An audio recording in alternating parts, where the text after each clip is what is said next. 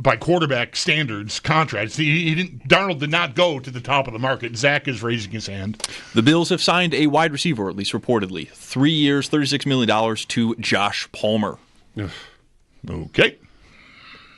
That was a good sound. Yeah. You caught me. I mean, I don't know.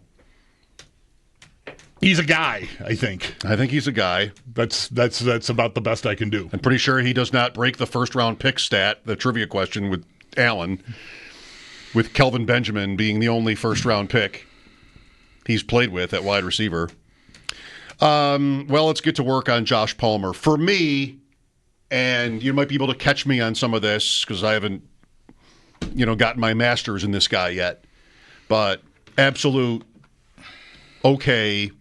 Wide receiver 3 on the Chargers, maybe a time or two, moved up when there was an injury, but was never like a real difference maker. He's had a couple good games, like Hollins maybe in that way, where when they signed Hollins, he'd had a couple of big days, but really was like nobody's idea of a top receiver, and that even though he had the 5 touchdowns to lead the team, receptions, never really changed.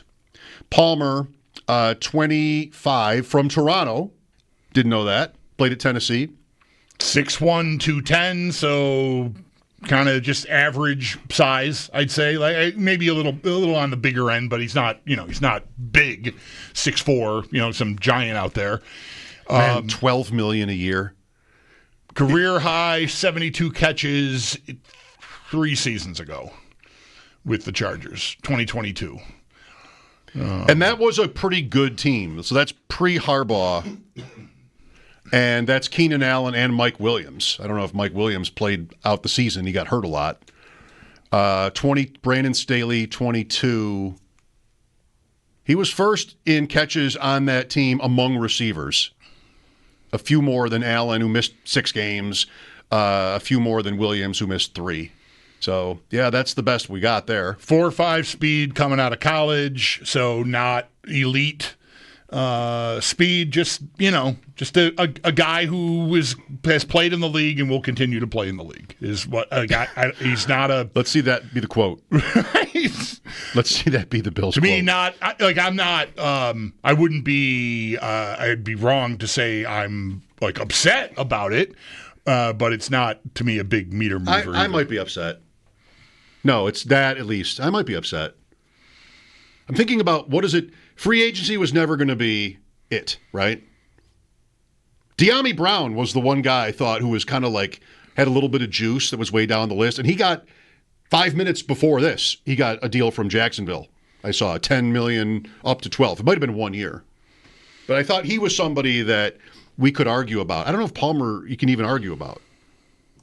Unless you're just arguing with somebody who's like, just go Bills. I mean, go Bills guy is going to tell you how great he is. Right. I don't know. Well, did I say it? It makes me think about what it means to the draft. Is he at $12 million a year, whoever it is, you think like that's a number that would preclude a team from spending like serious draft capital, especially a team that just broke the franchise record in points. But I don't know. Like the money is ridiculous right now.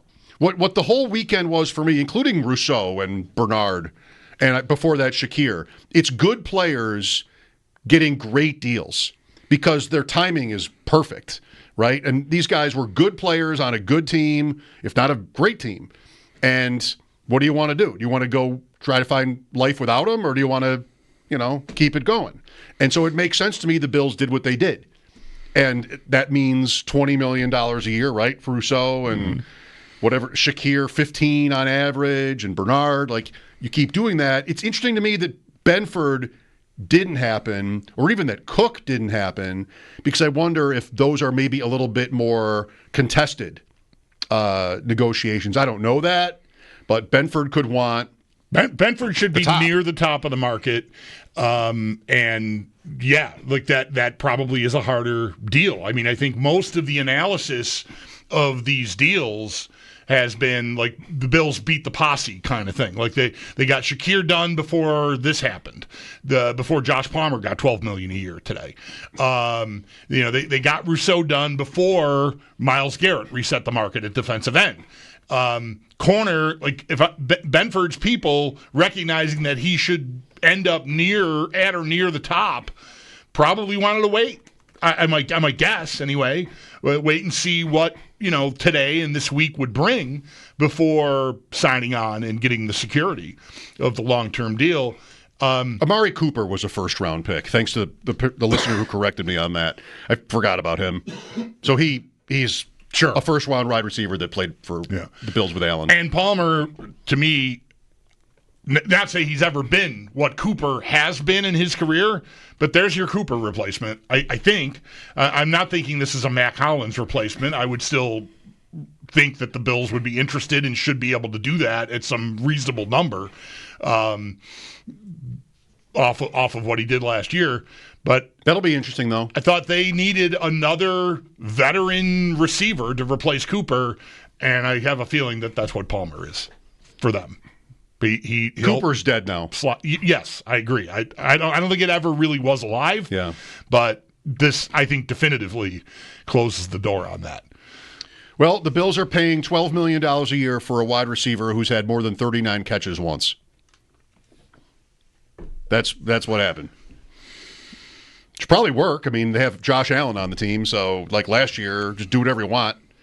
A wide receiver. Is this guy somebody? This is not DK Metcalf. This is not somebody. No, this is not a game-changing player. This is not a speed player. This is a guy. Again, it's a guy. It's a guy. He'll be, I'm going to guess, dependable and be in the right places. And that's $12 million.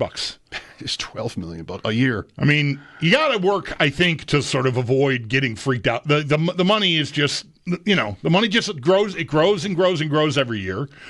And so, the going rate, the cap goes up. So I guess I've kind of gotten over getting freaked out by whatever the dollars are. That doesn't mean there aren't guys that get deals that you go, whoa. But I don't know. If last year's $8 million player costs 10 or 12 now, that doesn't surprise me. I guess that's what inflation is. That's what the cap going up $20 million a year does to the marketplace. Right. That's true. We'll see as the dust settles these few days what these cap situations look like to teams. Because right now it feels like it doesn't exist, the cap. Just more's coming after that, whatever it takes. And that's what made Metcalf, for me and Garrett and whoever else you wanted, like the top guys, I could get my head around the Bills doing that, even if not every aspect of that analysis felt right. Because it seems like right now we're in a little bit of a who cares what it costs moment. And this should probably be, relatively speaking, a who cares what it costs team. Like this is the Super Bowl window and all of that. So, hey, sell your draft picks, go get the very best players out there, pay them whatever they want because it's not going to hurt you. And in the end, they were not able to do at least these ideas that we talked about the most, whether they wanted to or not. That didn't happen. And we get to today, and they signed this player who's okay for up to $36 million. I can't say it without laughing yet. It just seems like so ridiculous. But, I get it. That's where we're at in the league. I do want to see if we get to a year or two or three from now and any of this matters at all. Right. Because maybe it won't. Maybe that's the copycat league takeaway from the Philadelphia Eagles. Right. Is just don't worry about it. Just keep pushing, void years, and figure out a way to just keep it rolling. Yeah, $18 million guaranteed is the report, 3 years. So I don't, this not a hard and fast rule. In other words, there are surely exceptions to this. But I know I saw one of the big guys tweeting today.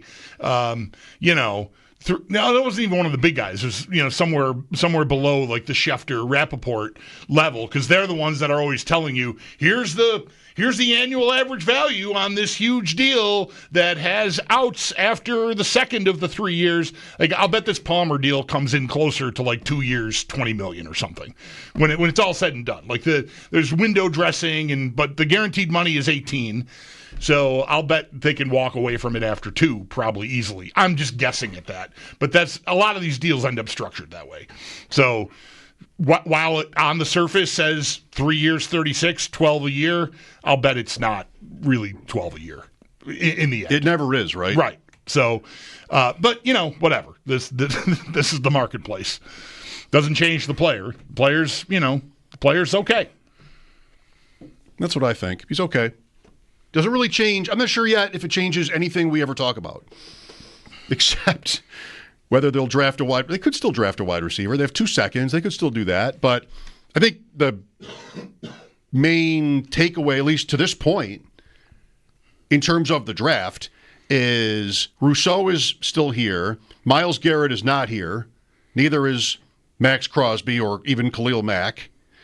And so we were probably always going to those 3 picks, 30 to 60, whatever it is, 62, those 3 picks, for 2 of them to be, defensive linemen, probably interior or one of each. That's where they're the most needy.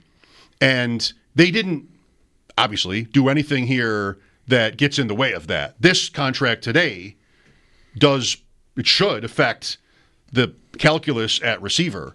But at the same time, it makes defensive line more, glaring. And you still have Benford, you still have cornerback 2, and you still have whatever else you want to, include in this.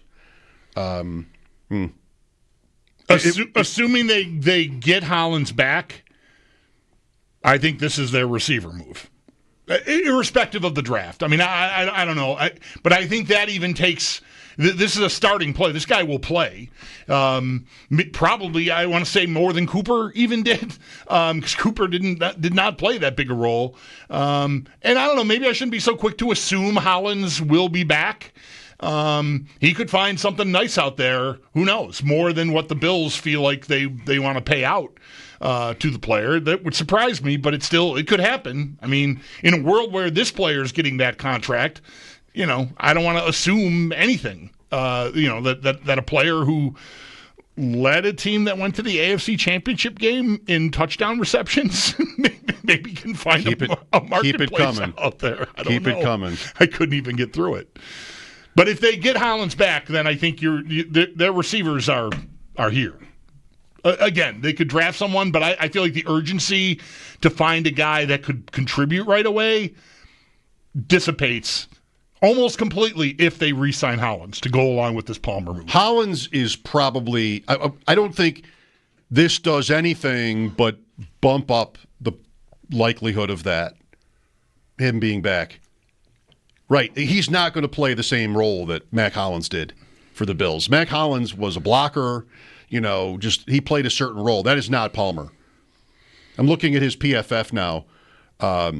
Last year's snaps, out wide 422, slot 189. So it's not like he never played the slot, but mostly out wide. And he's not on the field for running plays for a Jim Harbaugh team. He just came off the field. Like he's not here to replace Mac Hollins. I'm pretty sure you're right.